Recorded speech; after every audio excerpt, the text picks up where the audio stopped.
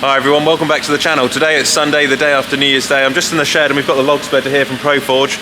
Thanks for all of your feedback on this machine when we did the video of it. I don't think we're going to go ahead and purchase this splitter, but it is a good piece of equipment if you are interested in them. So I'll leave a link in the description down below. Quite handy for splitting up logs and all of that good stuff. Very well built.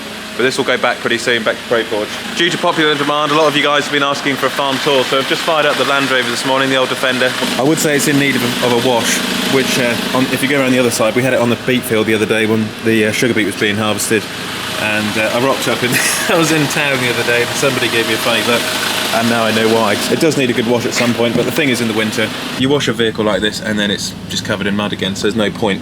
Since acquiring this vehicle, I pretty much use it every day now for farm work and also leisure when I have to go out and pick up things like supermarket shopping and all that good stuff. And I've only recently started to bond with it really and learn how it works. The gear changes are pretty difficult. I mean, once you get used to them, it's not too bad. But initially, it did take me a bit of time to get used to. So this is what it's looking like on the stackyard at the moment. There's the pottinger over there. That's currently a little bit worse for wear. It needs some new shear bolts, and we planned on storing it inside this summer, this winter, but unfortunately haven't got the space for that. We've got some signs up now for the gallops. Little paddock there, a parking area in the front on the concrete, which works pretty well. And just on the left, we've used up all of those bales which we'd harvested earlier on in the year. And they were some of the first bales I'd ever wrapped, so we haven't got many of those left. Once we finish those up, we'll start using more of the black ones. Okay, and since we came out the other day to this, the hedges have now been cut. Hopefully you can pick it up on camera. The chap who does the cutting with a Massey Ferguson's done a pretty good job. He uses a Massey and a McConnell, and if you just have a look at that out there, he's done a brilliant job. He always does a good job with the outsides. So hopefully in the next couple of years we will get our own hedge cutter on the farm, which Olly's farm will hopefully be able to pay for a small McConnell or a Shelbourne of some sort. And what we're going to do is this contractor can cut all the hedges in the road like this, all of the difficult parts. And these are the parts which are on show to everyone. You know, when you have people driving up and down the lane, you know, these are the hedges which need to be done properly, and then I'm going to practice with my hedge cutter hopefully over the next few years on rougher areas. Okay, and we're just coming up here to a field. This is, we call this one Vicarage Field. So just leaving the Land Rover over there. On this Vicarage Field here, we planted spring barley on it initially earlier on in the year, and once we'd harvested the barley, we then planted a cover crop of turnips, which as you can see haven't done very well in certain parts. Further on down there, we've got some cattle out there at the moment which are just eating the turnips, and then when spring comes around, we'll then plant this field with a new crop, which will be a spring crop, which would normally be spring barley, or it could be sugar beet, or it would then otherwise be rented out for potatoes, which is something else we do.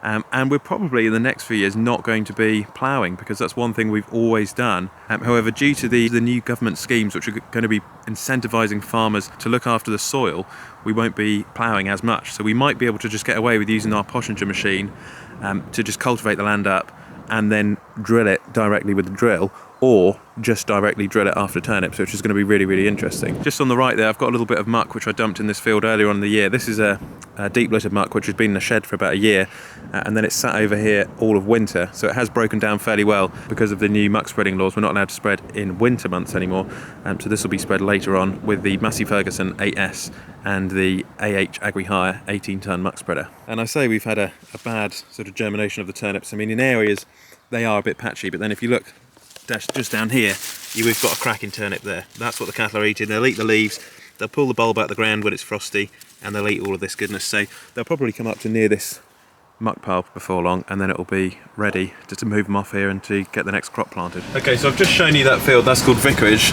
We've got a little bit of muck on and some turnips. And then we're just coming into this field here. This is Hill House, and at the moment it's got some muck, and it's where I've been recently getting some bales from as well. It hasn't got any crops on it at the moment, it hasn't got any turnips. It's just started raining now, and I hope I can get through the Land Rover. It should be alright. It's getting a little bit wet in places.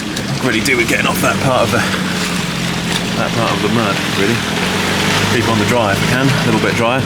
So on the right there, we've got a little bit extra muck there. More of a yard muck that was. It wasn't deep littered.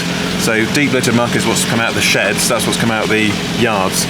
There's a little bit of everything in there. There's some horse muck from some contract yards, some equine jobs, and there's sort of slurry from the yards and things like that.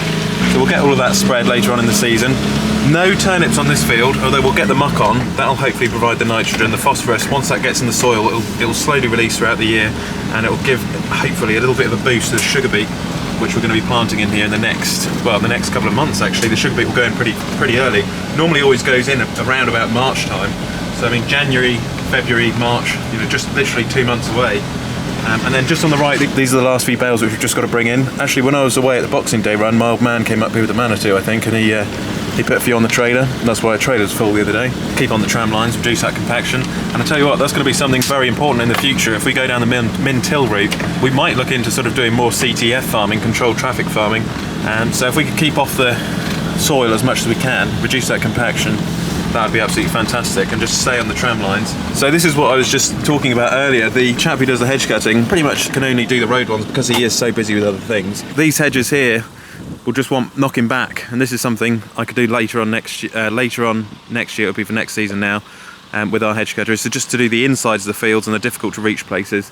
McConnell or Shelbourne would be absolutely ideal for something like this. Just a small second-hand one, you know, not too nothing too frilled or fancy, but just something to do the job. I would be really happy with that. So it's something to look into for next season and going ahead into next year, which will be 2023 by then. And it's something I'm quite excited about. I've always wanted to start doing a little bit of hedge work, and you can use the hedge cutter, of course, in the summer as well to save a little bit of money on the council contracts and things like that. So yeah, we'll see. So I hope I'm giving you a good tour of some of the fields this time of the year. Of course, it is quite difficult in winter when most of the crops have been harvested and there's not too much going on. We're not the biggest farm in the world. We've only got, I think, 220 acres of arable and grassland here, and then we've got 300 acres of marshes over at the Broads National Park, which makes the farm about 500 acres. So not the biggest farm in the world by modern standards, but it's enough, and it's something which we try really hard to work on and monitor all of the details, you know, to have a good business, to have a good small farming model in 2021. And a lot of people would say that 500 acres is small, a lot of people would say that's quite big, just depends on how you view it. But in commercial farming standards in 2021, it's considered sort of a small to medium-sized family farm, really. I hope it's given you some sort of an idea as to what the fields are like out here in the UK, in UK farming. I know I've got a lot of subscribers from all over the world, farmers in Canada, Australia, America, and well, I mean, it's smaller farming out here, I guess, in the UK. There are some big farms, but for the most part, a lot of them are, you know, like our farm, just pretty small fields, I guess, in comparison with a lot of the big farms which are out there in the world. If you can see that this time of the year, this type of vehicle is brilliant for British country B roads. The wet, the cold, the doom and gloom and the mud. It's absolutely ideal for what I need, really, for getting around. Once the nights start to draw out, we'll get a little bit more sunlight, grass will start growing, we can put our livestock, our cattle, back out onto the Broads, and then we can get the sheep out as well, which will be brilliant. So if it's a good year, we can hopefully get the cattle out pretty early, and if it's a bad year and it keeps raining all the time like this, all the way through to March, April, May, we won't be getting the cattle out anytime soon. So it's very weather dependent, really, farming, livestock and arable. So I hope that's given you a little bit of an insight as to what it's like here in the UK at the moment. Pretty wet, pretty miserable, overcast, doom and gloom here in little old England, as a lot of my American viewers would say. Surprisingly, when we just took it out there in the rain, it has actually washed a lot of that mud off. But yeah, we will at some point give this a wash down, take it out to be MOT'd, and also it needs a service soon. It could do some air in that tyre as well. But other than that, things are all going well. We're positive, staying focused on our goals and prepping up for 2022. If you could help me out and give this video a thumbs up if you enjoyed it, and let me know what you're up to in your part of the world, what the weather's doing, and maybe you're in Australia and it's very sunny and warm and you're enjoying your day. We'll be out this week looking at a Massey Ferguson 35X, which will hopefully be joining the collection pretty soon. A tractor we've always been after, the 35X, the grey Ferguson and the 135 which we've got, which will be coming back very soon, and literally within the next few weeks. We've just paid a bill today for the mechanical side, and then they've just got to do the painting, and it's going to be home very, very soon. We'll have the 65 this upcoming week, we'll buy the 35, and then we will have the 135 as well. So we have 3 tractors, and then if we get that grey one, we'll have 4 little classics. The John Deere 6155R. We're looking at the moment at the 6R. I think it's the John Deere 6R 185, which is apparently everybody's saying it's going to be the new 6930. So we might look at the 6R 185 later on next year. Manitou's doing really well. That's just done 1600 hours. And that's, you know, really going well. Just had a service. I think we've got a demo coming of the new 630, which is the 630 115. And I've also requested, could we have a look at the new Manitou bendy model, which is the MLA, because I'd love to try one of those pivot steer Manitous and just see what it's like, see what they're all about. I know you get the slightly larger cab than a standard telehandler. So that'll be something which we're looking at later on in the year. And of course, we've got that 8S coming, the Massey Ferguson 8S, very soon. So thanks for watching the video. Enjoy your weekend, and I'll catch you on the next one this week when we're looking at the Massey Ferguson 35X.